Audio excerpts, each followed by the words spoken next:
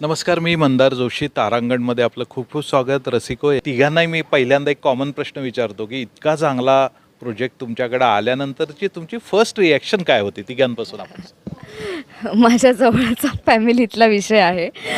So मी लगेच हो म्हणून टाकलं. मी खुश झाले हॉरर जॉनर बघून. फॅमिली ड्रामा आणि सासूसुनांची भांडणं आणि किचन ड्रामा यापेक्षा काहीतरी वेगळं करायला मिळतंय, जे आवडीचं आहे, जे लोकांना बघायला आवडतं. असा विषय जर एखाद्याकडे आला तर लगेच हो. जेव्हा ह्या प्रोजेक्टविषयी कळलं, सगळ्यात पहिलं कळलं की प्रवाहाची सिरियल आहे आणि प्रवाहाची सिरियल म्हटल्यावर तिकडेच विषय क्लोज होतो प्रत्येकाचाच. आणि त्यात असा जॉनर म्हटल्यावर खूप भारी वाटलं. म्हणजे खऱ्या अर्थाने कमाल काम मिळालं याचा आनंद लगेचच झाला. माझी पहिलीच मालिका आहे आणि पहिली मालिका स्टार प्रवाहाबरोबर असणं ह्याच्याहून आय डोंट थिंक मी ह्याच्याहून ब्लेस्ड असू शकते. आणि असा विषय आहे की स्टार प्रवाहावरती आधी झाला नाही आहे.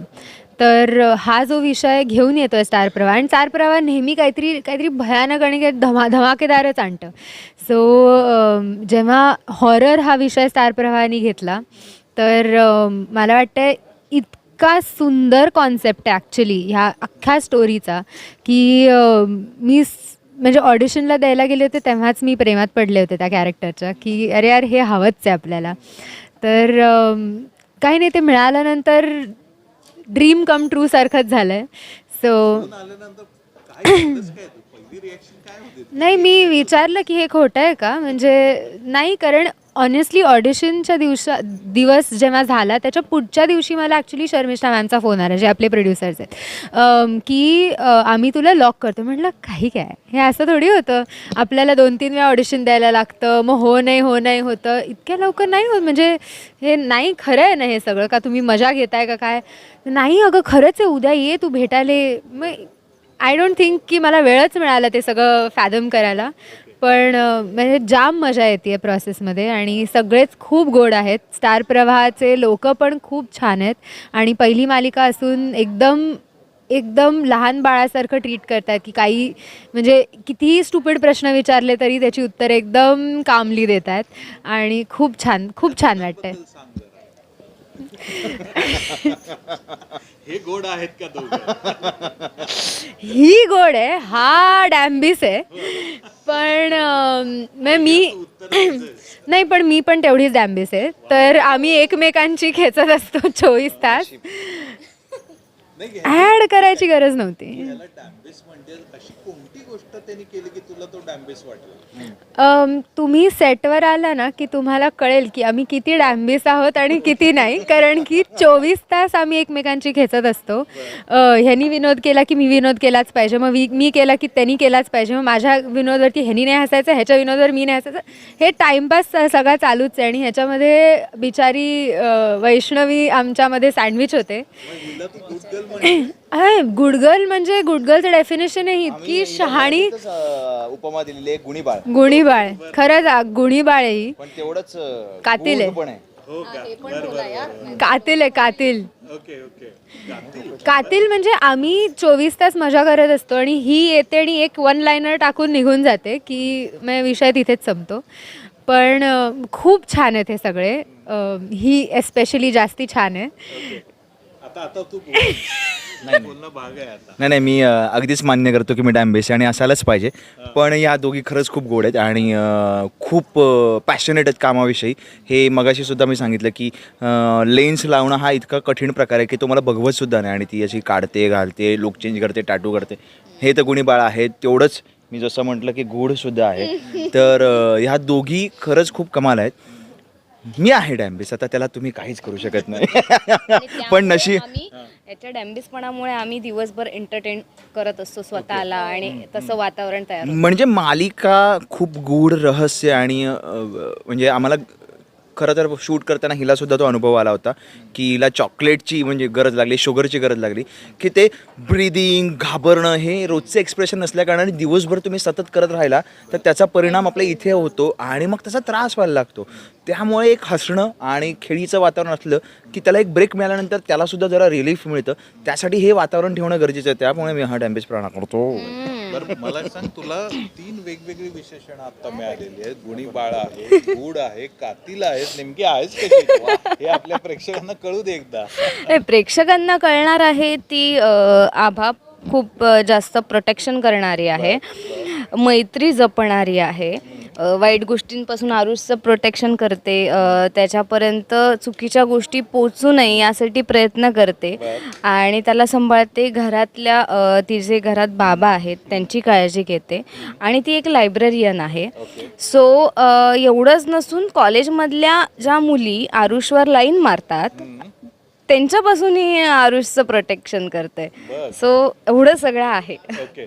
आणि तुझ्या विशेषणांबद्दल सांग ना आता, या ज्या दोघांनी दिली आहेत तुला. तो त्यांचा चांगला दृष्टिकोन झाला असं म्हणेन मी. हो ना. बरं मला आता तुम्ही तिघही आणखीन एक गोष्ट सांगा. ही मालिका थ्रिलर आहे, गूढ आहे, सगळं काही आहे याच्यात.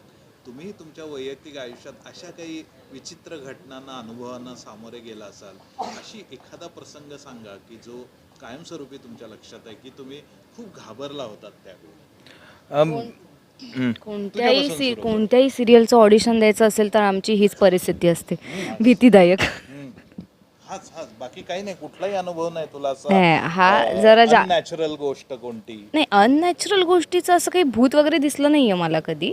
पण हा कधीतरी मनातल्या खेळांमुळे भास होतात, किंवा आपण एखादं हॉरर फिल्म बघितली तर रात्री वॉशरूमला जाताना उगाचच वाटत राहतं तिथे कोणीतरी आहे, लाईट बंद करून पटकन पळून बेडवर जाऊन झोपणं वगैरे.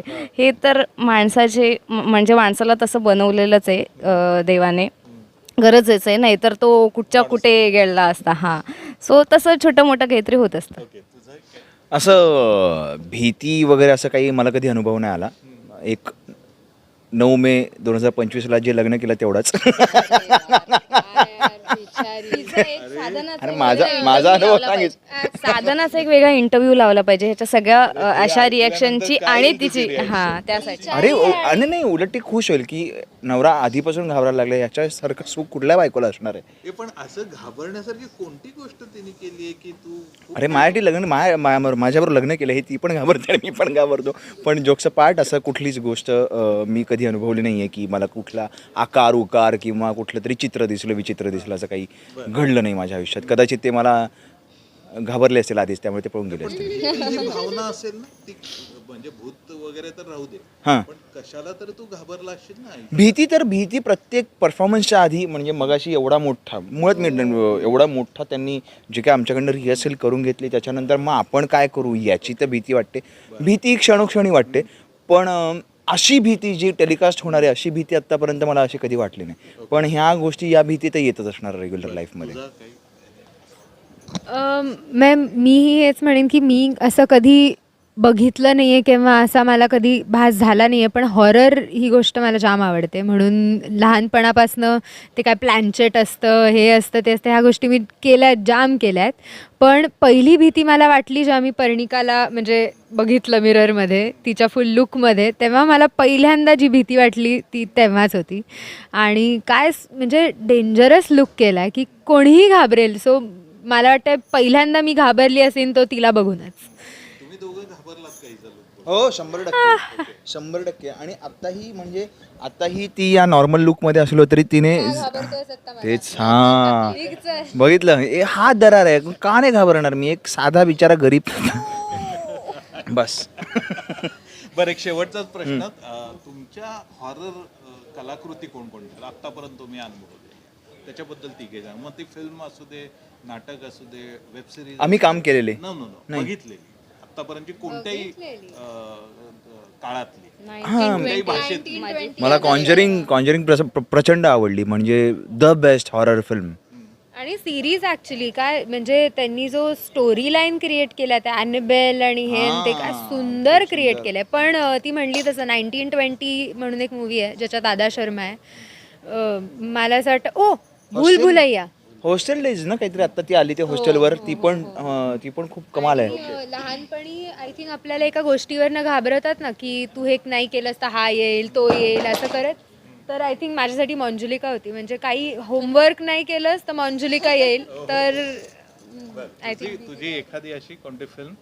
1920 एक Okay. फेवरेट आहे बरं. आणि बाकी आता सध्या एक वेनसडे म्हणून वेब नेटफ्लिक्सवर आहे जी आहे डेंजर, म्हणजे एकटी बघायला मला जरा भीती वाटते पण त्या लेवलची आहे ती. ओके, खूप छान. मला वाटतं की आत्ता आपण अजून तुमची सिरियल सुरू व्हायची आहे, त्यामुळे अजून मी तुम्हाला मला जे प्रश्न विचारायचे आहेत ते आम्हाला बघितल्यानंतर समजेल की काय तुमच्याशी संवाद साधता येईल. तेव्हा मी आत्ता तुम्हाला खूप शुभेच्छा देतो तारांगणतर्फे आणि वैयक्तिक माझ्यातर्फे. तुमच्या सेटवर आम्ही पुन्हा येऊ, पुन्हा भेटू, पुन्हा बोलू. धन्यवाद. थँक्यू.